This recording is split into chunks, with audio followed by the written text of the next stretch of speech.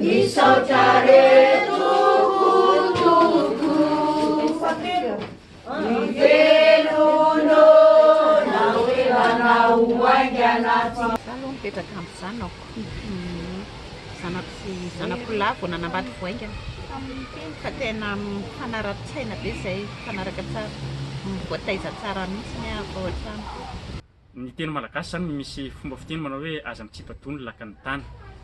Dia ireo zokiolona ireo na ireo ray aman-drenin'ireo ireo zany ny voalohany tokony memboninaitra apetraka amin'ny hasina sahaza azy.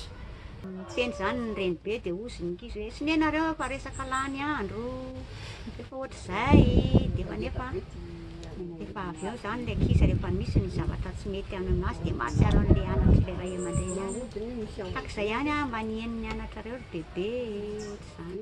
Raha vao tsy makaty zay raha hoe mipetraka ao an-trano dia efa malahelo be. Malahelo aty foana ny saina. Aty ny saina hoe manao inona zareo manao inona tsika dia za aty maty miasa madinidinika ao an-tokantrano, mahandro sakafo, miantsena, dia mangina rery eo dia aleo mandeha isaky ny roa isan-kerinandro zany makaty zay mba miala voly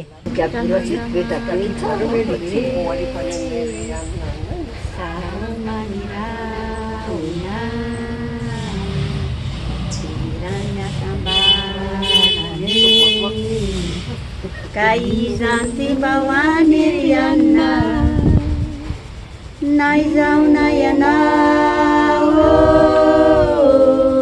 mandalo fampivahiny